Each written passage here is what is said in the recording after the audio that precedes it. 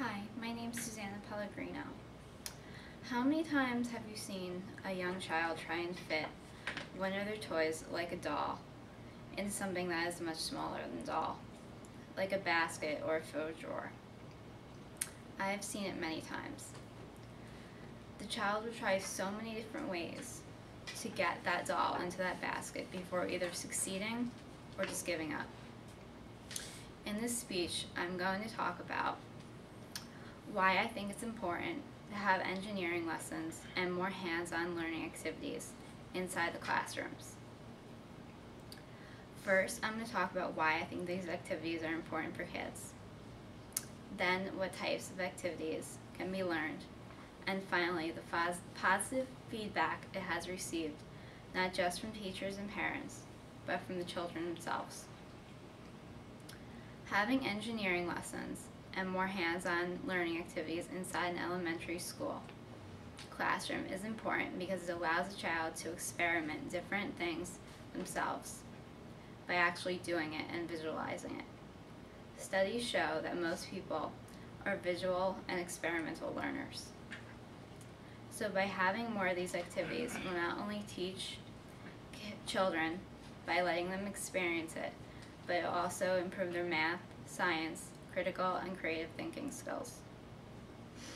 Having spent 7 weeks as an intern in a kindergarten classroom, I have seen firsthand how little concentration a 4 and 5-year-old has when doing a worksheet that involves counting how many marbles are pictured in a square. No child wants to do that, and no adult wants to have to do that either. It's extremely boring for both of them. But by actually having them get up and telling them to go and fill a basket with 10 fake food items will be more enjoyable for them.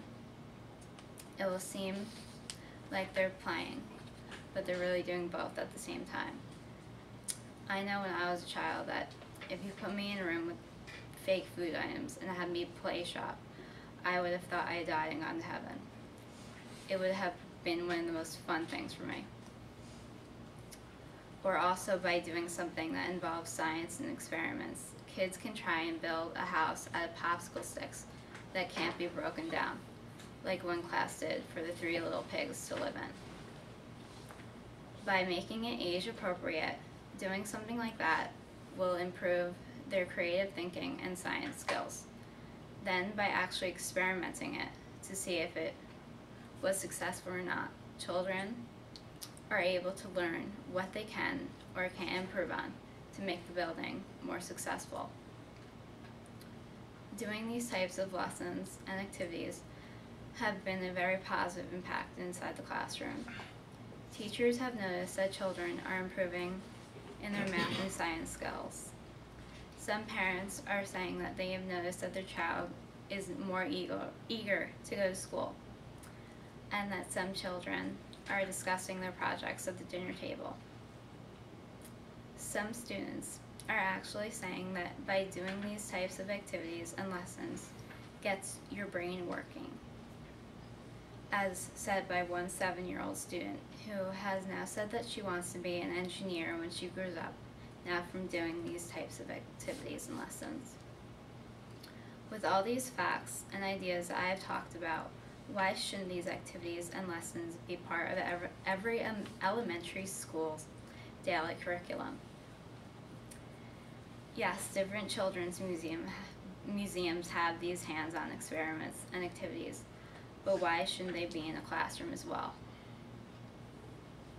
Going to a museum and doing these activities are considered a reward in some families, but why should doing these things in a museum be fun when a child is learning and sitting in a classroom doing a worksheet be boring for a child? Why can't there be a perfect medium between the both of them?